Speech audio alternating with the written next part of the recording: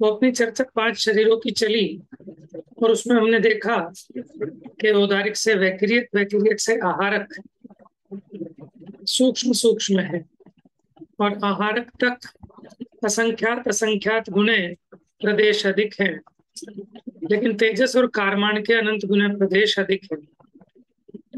और ये जो 2 शरीर हैं ये अप्रतिघाती का है। वैसे तो पांचों ही अप्रतिघाती, वैक्रियक और आहारक भी अप्रतिघाती हैं, लेकिन सर्वलोक की अपेक्षा तो तेजस और कारमान ये 2 ही अप्रतिघाती हैं, क्योंकि उनकी सीमा है ना। वैक्रियक रसनाली के बाहर नहीं जाएगा, आहारक 2.5 द्वीप के बाहर नहीं जाएगा। अनादि संबंध है। तेजस और कारमान इन दोनों का अनादि से संबंध है। सर्वस्व ये सभी जीवों के होते हैं। पीछे बैकग्राउंड में आवाज तो नहीं आ रही आजकल की तरह? नहीं भैया।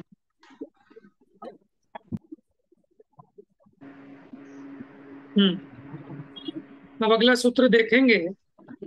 एक काल में एक जीव के कितने शरीर संभव हैं? माने एक साथ एक जीव के अधिक से अधिक कितने शरीर पाए जा सकते हैं? तदादीनी भाज्यानि युगपदे कस्मिन्ना चतुर्भ्य। तदादीनी माने उसको आदि में रखकर, किसको? 2 की चर्चा चल रही थी, तेजस और कारमान की। उन 2 को आदि में रखकर भाज्यानि यानी बांटने पर, विभाजन करने पर, युगपद माने एक साथ, एकस्मिन्ना एक जीव के चतुर्भ्य माने 4 तक, चतुर्भ्य माने 4 तक शरीर हो सकते हैं। चलो प्रीति पढ़ो। ऑफ करो। इन ते, इन तेजस कारमान से प्रारंभ कर एक साथ एक जीव में 4 पर्यंत शरीर हो सकते हैं। तत् 36वें सूत्र में आए वे शरीर आदिनी 42वें सूत्र में आए उन तेजस कारमान से प्रारंभ कर भाज्यानि पृथक पृथक विभाग करने योग्य है।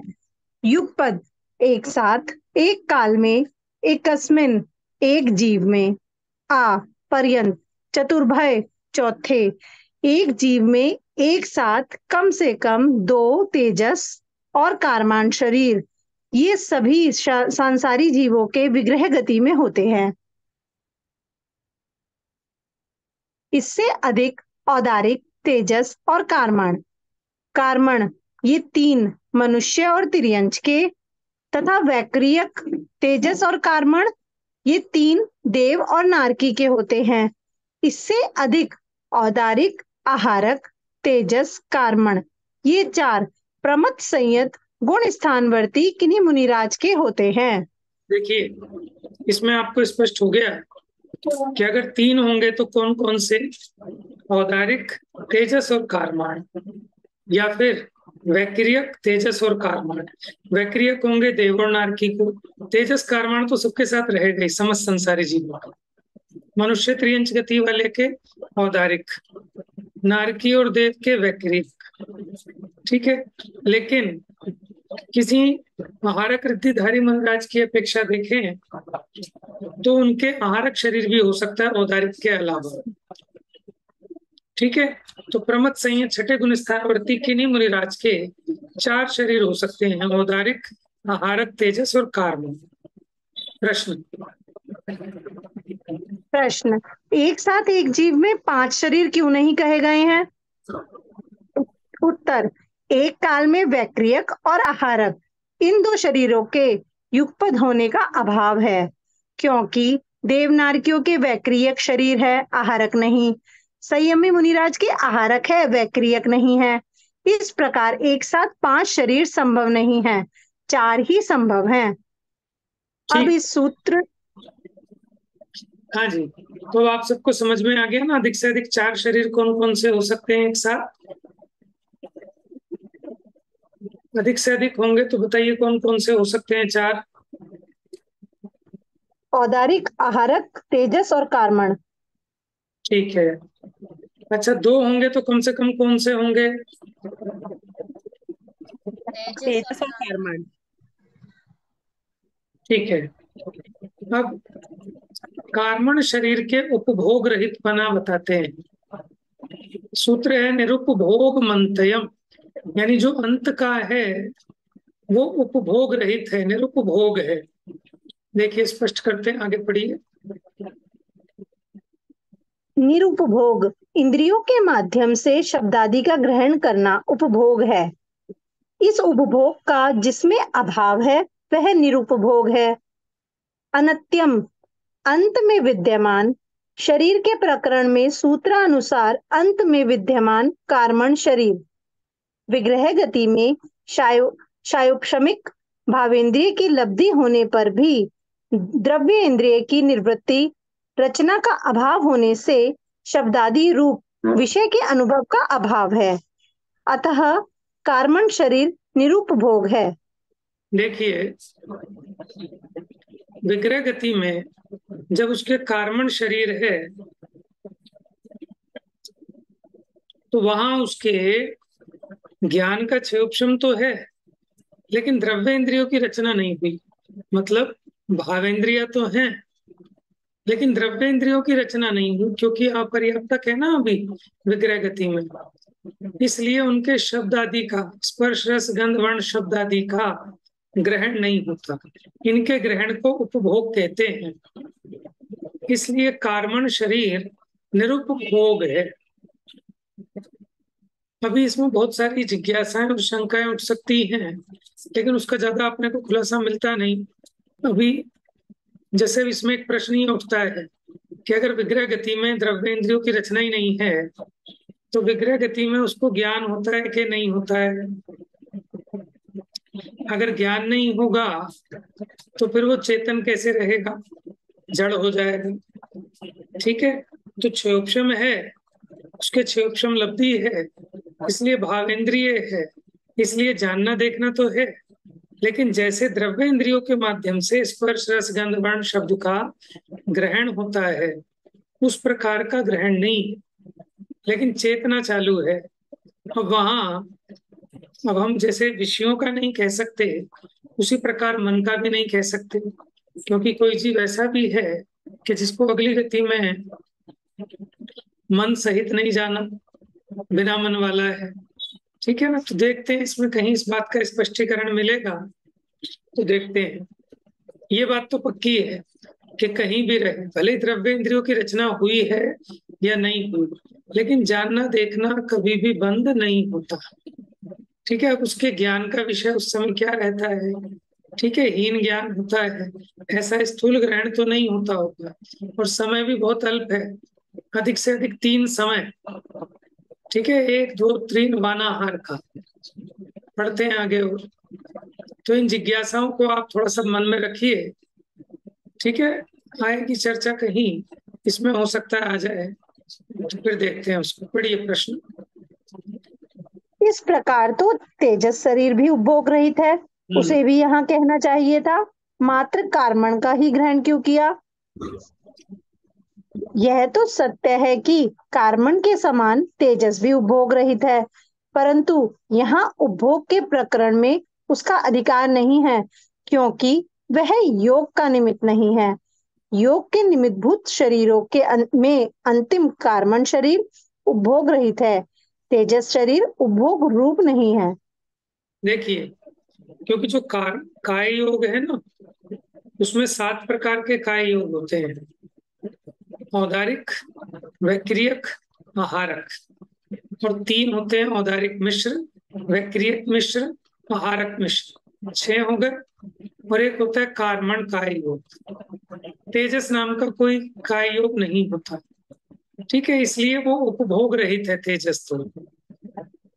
ठीक है, और विग्रह गति में औदारिक वैक्रियक आहारक होते नहीं, अकेला बचा कार्मण शरीर, तो इसीलिए कार्मण शरीर को ही लिया, तेजस शरीर को नहीं लिया, क्योंकि वो उपभोग रूप नहीं होता। बढ़िए। अथवा तेजस और कार्मण के अंगोपांग नहीं होने से ये दोनों निरुपभोग हैं। शेष रहे औदारिक, वैक्रियक और आहारक, ये 3 शरीर अंगोपांग सहित और योग के निमित्तभूत होने से उपभोग सहित है। इसका मतलब तेजस्वी और कारमाण भी, ठीक है, अंगोपांग रूप नहीं होते, इसलिए दोनों निरुपभोग हैं। अगर ये दोनों निरुपभोग हैं तो सूत्र में आपने अकेला कारमण को ही क्यों कहा? निरुपभोग मंतयम, अकेला कारमण को क्यों कहा? तो उसका स्पष्टीकरण कर दिया कि जो तेजस है उसमें वो तो काय योग होता ही नहीं, उसमें योग नहीं होता, इसलिए वो उपभोग रूप नहीं है। इसलिए हमने जो उपभोग कर सकता है ऐसा कारमान शरीर, उसी के संबंध में ये कहा, ठीक है। यद्यपि तेजस शरीर उपभोग रूप नहीं होता और कारमान का योग होता है, लेकिन विग्रह गति में वहां उपभोग रहित है। और औदारिक वैक्रिय कहारक इनमें अंगोपांग सहित हैं और योग के निमित्तभूत होते हैं, इसलिए उपयोग उपभोग सहित है।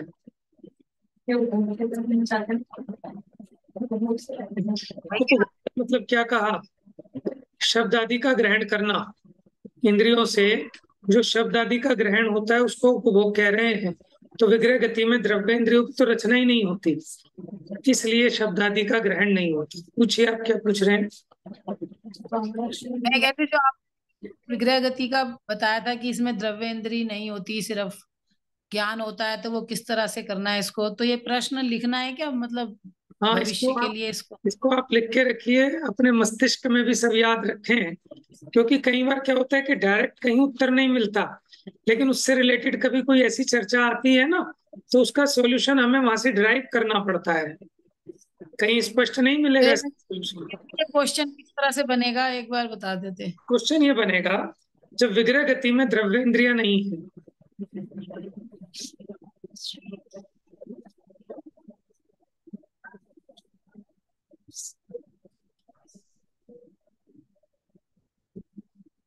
हाँ जी। जब विग्रह गति में द्रव्य इंद्रिया नहीं है तो फिर इसका जानना किस प्रकार होता है, या इसके ज्ञान दर्शन की प्रवृत्ति किस प्रकार होती है? ठीक है भैया।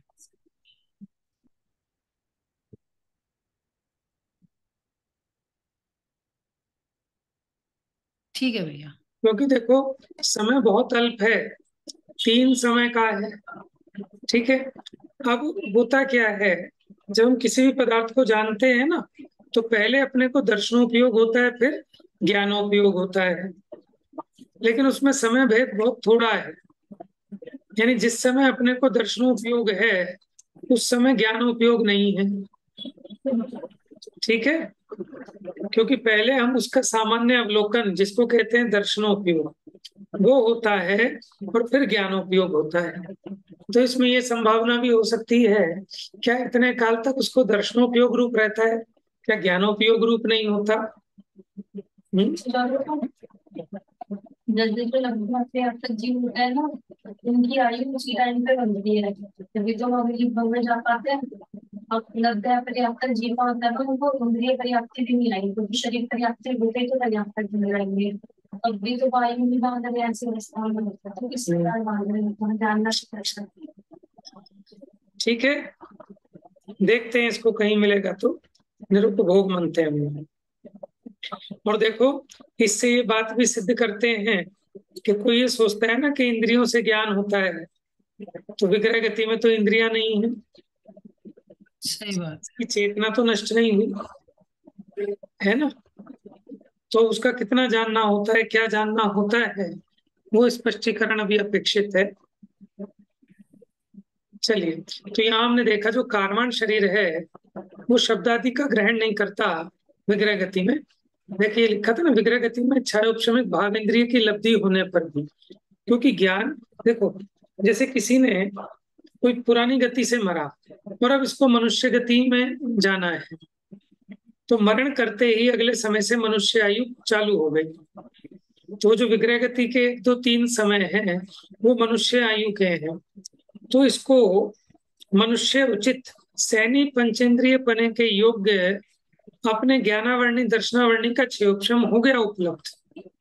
लेकिन चूंकि अभी द्रव्य इंद्रिया नहीं है, तो द्रव्य इंद्रिय के माध्यम से शब्द आदि का ग्रहण नहीं होता। लेकिन फिर भी कुछ सामान्य जानना होता होगा, और वो क्या जानना होता है ये अपने को देखना है। क्योंकि वो सुनकर, चखकर, छूकर, सूंघ कर, देख कर नहीं जान पाएगा विग्रह गति में। ठीक है ना?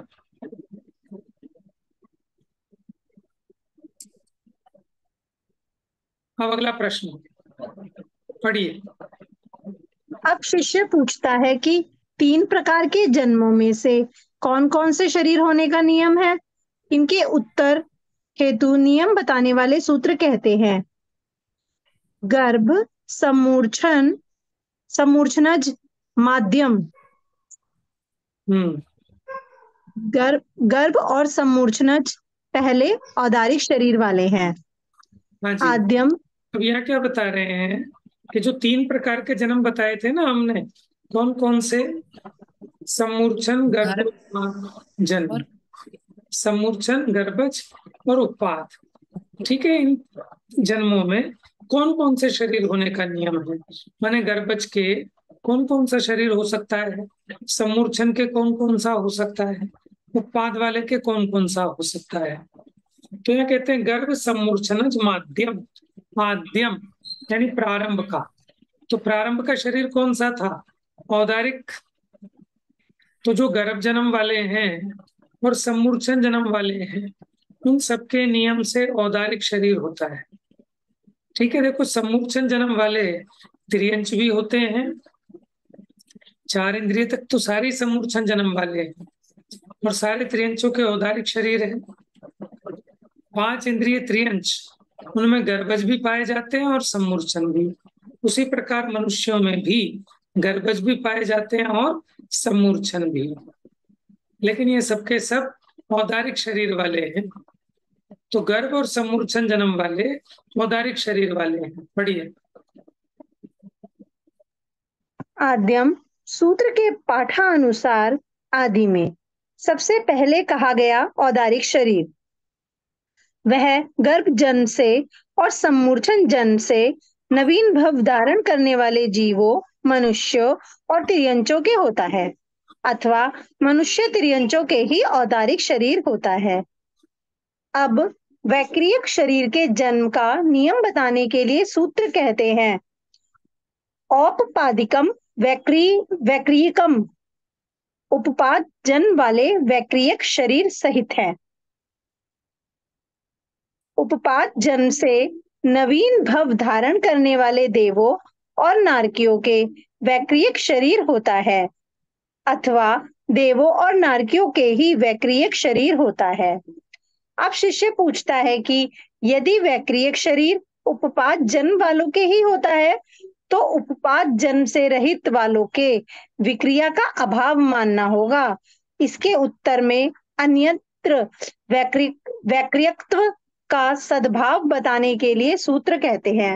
देखिए प्रश्न क्या किया कि उत्पाद जन्म वालों के ही वैक्रियक शरीर होता है, तो जिनका उत्पाद जन्म नहीं होता उनके विक्रिया का अभाव मानना पड़ेगा। ठीक है, तो उसके लिए अगला सूत्र बताते हैं। पढ़ी।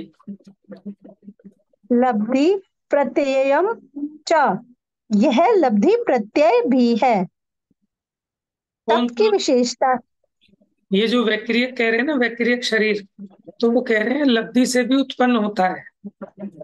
ठीक है, वैक्रियक शरीर लब्धि से भी उत्पन्न होता है। लब्धि माने उपलब्धि यानी रिद्धि। पढ़ी। तत् की विशेषता से रिद्धि की प्राप्ति होना लब्धि है। यह लब्धि है प्रत्यय, कारण जिसका वह लब्धि प्रत्यय है। च और इस पद से पिछले 46वें सूत्र में कहे गए वैक्रियक शरीर का ग्रहण करना। भाव यह है कि वैक्रियक शरीर लब्धि से भी उत्पन्न होता है। प्रश्न: लब्धि और उपपाद में क्या विशेषता है? उत्तर: देवनार उपपाद जन्म से भव धारण करते हैं। उनके अपनी आयु पर्यंत सदा काल नियम से वैक्रियक शरीर ही रहता है, परंतु लब्धि प्रत्यय विक्रिया मनुष्य और तिर्यंच गति में कदाचित कभी किसी काल में किसी जीव के होती है, सदा नहीं और सभी के नहीं। यही इन दोनों में विशेषता है। यानी एक्चुअल में तो जो 5 जन्म वाला वैक्रियक शरीर है वो आयु पर्यंत रहता है, लेकिन जो लब्धि से विक्रिया रिद्धि प्राप्त हुई, कोई विक्रिया करते हैं तो मनुष्य में और त्रियंच गति में कदाचित कभी किसी काल में किसी जीव के होती है, सदा नहीं और सभी के नहीं। ये इन दोनों में विशेषता है। बढ़िया।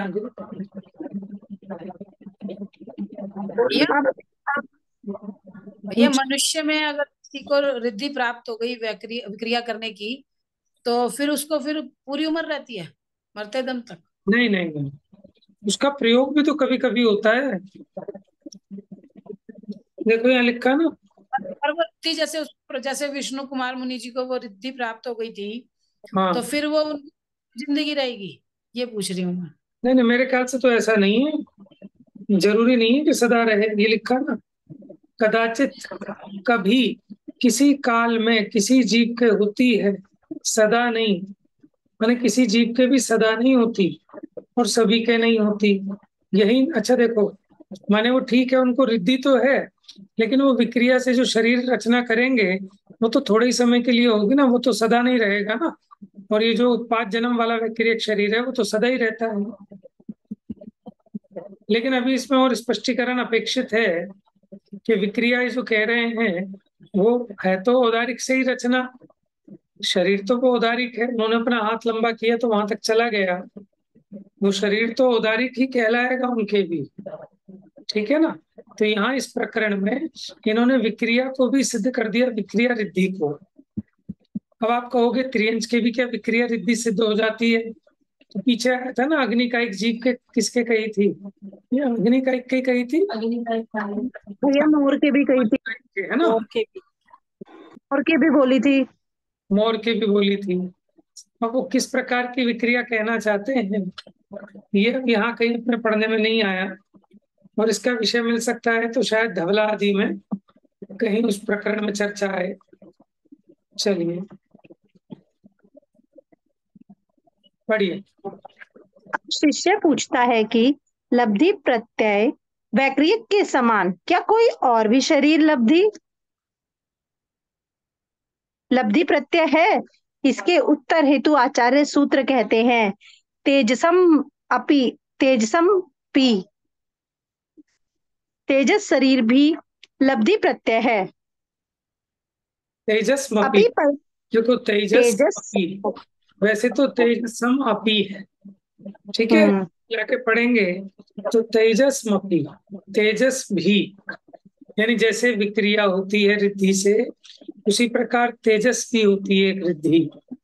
तो तेजस शरीर बताया था ना, निस्सरण और अनिस्सरण, समस्त संसारी जीवों के जो तेजस शरीर है वो अनिस्सरण है, और जो निस्सरण वाला है वो रिद्धि से होता है, उसकी चर्चा करते हैं। पढ़िए। अपि पद द्वारा लब्धि प्रत्यय का संबंध करना है। निसरण और अनिसरण तेजस में से शुभ अशुभ रूप निसरण तेजस किन्हीं संयमी मुनि के लब्धि प्रत्यय ही होता है। औदारिक आदि शरीरों में दीप्ति का कारणभूत अनिसरण तेजस सभी संसारी जीवों के होता है, यह लब्धि प्रत्यय नहीं है। अब वैक्रिक शरीर के बाद कहे गए आहारक शरीर का स्वरूप और स्वामी बताने के लिए आचार्य सूत्र कहते हैं। पढ़ू ना? औदारिक वैक्रियक आहारक, वैक्रियक के स्वामी बता दिए हमने, ये सूत्र कहा था पीछे, वैक्रियक औपाधिकम वैक्रियकम, गर्भ समूर्छन जन्म वालों के कौन सा शरीर होता है वो बता दिया, उत्पाद जन्म वालों के वैक्रियक होता है। बीच में रिद्धि से होने वाली विक्रिया की चर्चा आई तो प्रकरण पाकर ये बता दिया कि लब्धि से भी होती है विक्रिया, कि कोई और भी होती है कि हाँ तेजस, वो भी काय है ना, शरीर है। अब आहारक शरीर की चर्चा बताते हैं कि आहारक शरीर का क्या स्वरूप है और उसके स्वामी कौन है। शुभम विशुद्ध मव्याघाती, विशुद्ध मव्याघाती चाहारकम प्रमत्त संयतस्यैव शुभम, यानी शुभ, विशुद्ध, अव्याघाती, आहारक, प्रमत्त संयत मुनिराज के होता है। पढ़ी भैया। आहारक जी। भैया जो ये तेजस शरीर आपने बताया, ये तेजस शरीर तो हमें भी होता है। ये तो बताया ना, दो तरह के तेजस शरीर हैं। एक तो अनिसरण, जो बाहर नहीं निकलता। एक होता है निसरण, तो जो रिद्धि से होता है वो निसरण होता है। शुभ तेजस अशुभ तेजस बताए थे ना। हाँ हाँ हाँ। सिंदूरी रंग का, बिलाव के आकार का अशुभ अच्छा, तेज। जो इन्होंने लिखा शरीरों में दीप्ति का कारणभूत अनिसरण तेजस सभी संसारी जीवों के सबके होता है। है।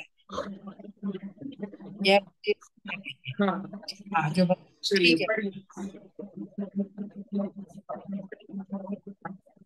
आहारक शरीर शुभ, विशुद्ध, अव्याघाती है और प्रमथ संयत के ही होता है।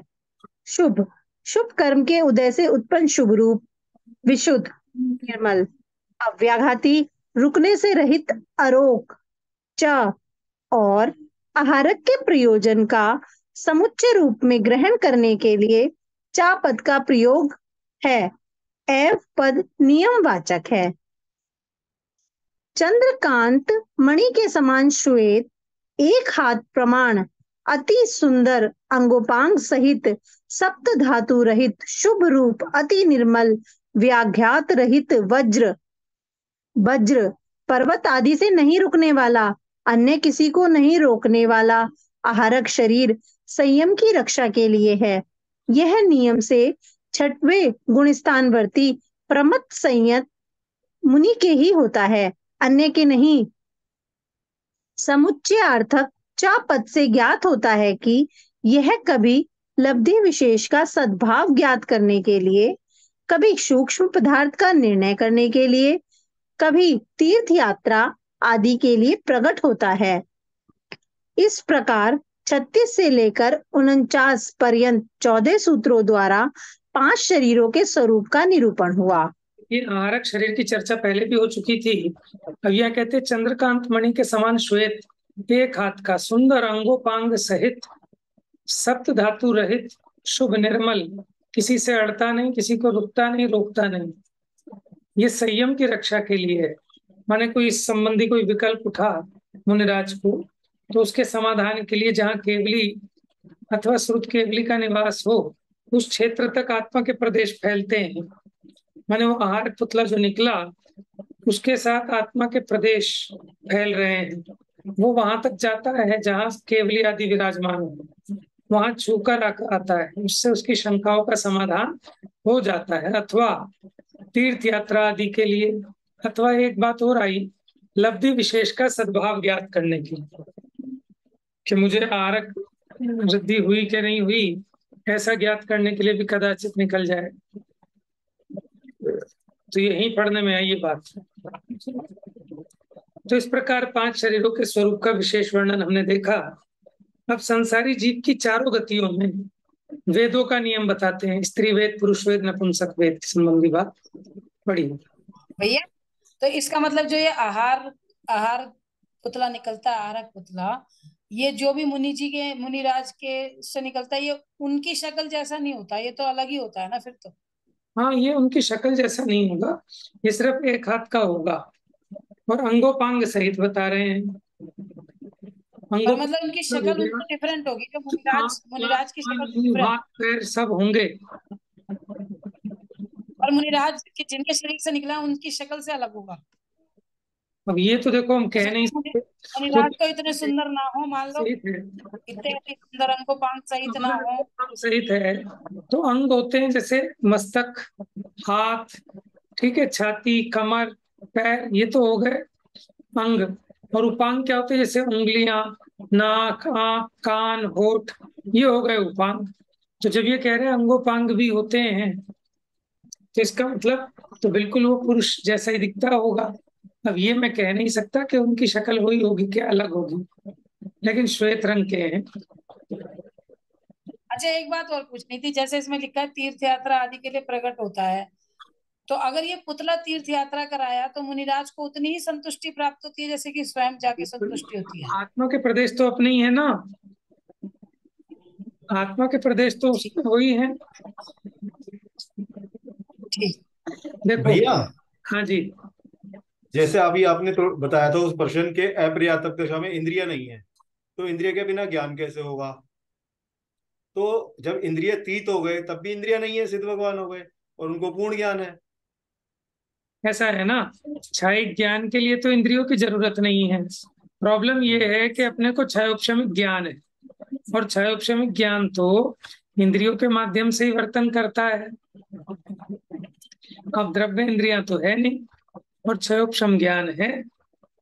लेकिन इतना ध्यान रखना कि जैसे बाहर के रूप रस गंध वर्ण है ना, इनको जानने में ज्ञान नहीं प्रवर्तेगा इस प्रकार से, क्योंकि इसके लिए तो ये माध्यम चाहिए द्रव्य इंद्रिया। ठीक है, तो वहां कुछ सामान्य ज्ञान रहता होगा, वही विशेष कहीं स्पष्टीकरण मिले तो संतुष्टि होगी। अच्छा, दूसरा देखो, आपकी उंगली में कोई सुई चुभी, ठीक है, कहाँ पे चुभी? उंगली में, लेकिन पूरे आत्मा को ज्ञान होता है ना, ठीक है। या उंगली में चोट लग गई तो आप कहते हो मेरा दिमाग खराब है, अभी मैं कुछ नहीं कर सकता, अभी मेरा स्वाध्याय में मन नहीं लगेगा, मेरी उंगली में दर्द हो रहा है। तो दर्द उंगली में हो रहा है, दिमाग में तो नहीं हो रहा। लेकिन भैया आत्मा अखंड है, आत्मा के किसी एक प्रदेश में कोई भी चोट पहुंचती है तो वो ज्ञान तो पूरे में होती है, वेदना भी इन निमित्तों से जानने में हो रही है, लेकिन दुखी तो पूरा आत्मा हो रहा है। आत्मा अखंड है। सिर दर्द होता है, परेशानी तो पूरी आत्मा को होती है, क्योंकि आत्मा एक अखंड है। ठीक है, बहुत बढ़िया स्पष्टीकरण किया भैया आपने आत्मा की अखंडता का। बहुत ही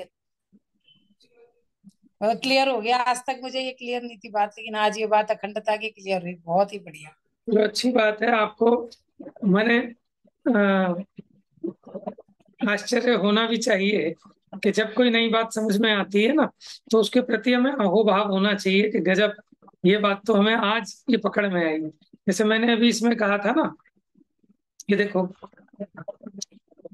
ये कभी लब्धि विशेष का सद्भाव ज्ञात करने के लिए, तो ये मैंने पहली बार ध्यान दिया, कदाचित पढ़ी भी होगी, लेकिन पकड़ने की बात है ना, सुनी भी हो पढ़ी भी हो, लेकिन आज ख्याल में आई ये बात नहीं कि लब्धि विशेष का सद्भाव ज्ञात करने के लिए। अभी तक तो दो ही कारण समझ में आते थे कि किसी कोई सूक्ष्म जिज्ञासा उनको जगी, कोई शंका लगी, शंका के समाधान के लिए, अथवा कोई तीर्थ यात्रा के लिए। लेकिन एक तीसरी बात और बता दी कि मुझे लब्धि हुई कि नहीं हुई, इसकी टेस्टिंग के लिए, उसका सद्भाव ज्ञात करने के लिए। पर भैया मुनिराज क्या ऐसे करते होंगे कि मैं लब्धि प्राप्त करने बैठा हूँ, मुझे हुई या नहीं हुई? मतलब ये चीज मुझे थोड़ी अटपटी लब्धि लगती है। प्राप्त करने नहीं बैठे, लेकिन जैसे कभी किसी ने कहा या उन्हें ऐसा लगा तो उन्होंने करके देखा था ना। विष्णु कुमार मुनि ने जब एक छुल्ला खाया, उन्होंने कहा आपको विक्रिया रिद्धि प्राप्त है, तो उन्होंने टेस्टिंग करके देखी थी, हाथ फैलाया था, चंद्रमा तक हाथ पहुंच गया था। तो ऐसे ही उन्हें इस प्रकार का विकल्प कोई उत्पन्न हो जाए अथवा कोई कहे दे, तो हो सकता है कि उसके सद्भाव के लिए वो देखें। तो मुझे भी ये नई बात पढ़ने में आई। देखो, जब हम कोई भी चीज पढ़ते हैं पढ़ाते हैं तो उसका एक उद्देश्य ये भी होता है कि हम उसका रसास्वादन करें। और जब कोई नई चीज आती है, ठीक है, तो हमें उसके प्रति आश्चर्य और अहोभाव तो आना ही चाहिए। उससे क्या होता है कि हम उसको कालांतर में भूलते नहीं। मैं बच्चों को भी यही कहता हूँ कि आपको याद बात करने की जरूरत नहीं, आप आनंद लो। अगर आप आनंद लेंगे ना, अगर आप रस लेना सीख गए जिनवाणी का, तो आप भूलोगे नहीं और याद भी नहीं करना पड़ेगा। इसलिए हमें रस लेना आना चाहिए। समय हो गया है। अब चार गति में कौन कौन से वेद होते हैं, ये 50वें नंबर सूत्र की चर्चा कल करेंगे। अब देखो, आपके सूत्र फटाफट हो रहे हैं। पहले अध्याय में कितने महीने लग गए, और दूसरा अध्याय तो मुझे लगता है 1 महीने में पूरा हो जाएगा। ठीक है, चलिए, जा वाणी पर के। एक बात है भैया, आपकी क्लास में जो विशेष शूरवीर हैं वही टिके हैं और वही टिकेंगे। क्योंकि आप बिल्कुल डिटेल में समझाते हो ना, और जो बस हाँ, जिनको बस मजे करके सोफे पे बैठ के प्रवचन सुनते हैं वो नहीं टिकेंगे आपकी क्लास में। अच्छा है ना, क्योंकि उससे हमारी क्वालिटी भी बढ़ती है। क्योंकि हाँ छने छटे हुए जीव हो ना, उन पे मेहनत करें और उनके माध्यम से अपनी गहराई बढ़ती है। अब स्थूल के चक्कर में क्या होता है कि अपने को लाभ नहीं होता और अपने को बोरिंग भी होता है फिर, है सही। ना। मुझे चाहे तो तो इन तीनों लड़कियों का बड़ा बहुमान आता है, आपकी शिष्यों का, कितनी अच्छी हैं, टिकी हुई है बिल्कुल दृढ़ता से। नहीं, अच्छा है। इसी को कहते हैं परस्परोपग्रहो जीवाना। एक दूसरे के निमित्त से आपस में प्रेरणा भी मिलती है। ठीक है ना, आपको भी इतने उनके प्रति भाव आ रहा है, तो ये हमारा जो भाव है ना, इसको कहते हैं वात्सल्य भाव। माने साधर्मियों के प्रति ऐसा उछाव आना ही चाहिए, उससे हमारी धर्म में रुचि और बढ़ती है, प्रेरणा मिलती है। ठीक है ना। चलिए, बहुत अच्छी बात है। मुझे भी संतोष है कि अच्छे लोग सब हैं हमारे साथ, छठे छठाए, जो इस चर्चा को समझ रहे हैं और आगे बढ़ा रहे हैं। जा वाणी के ज्ञान से सूझे लो कालो, सो वाणी मस्तक नमो सदा देत हूँ धो।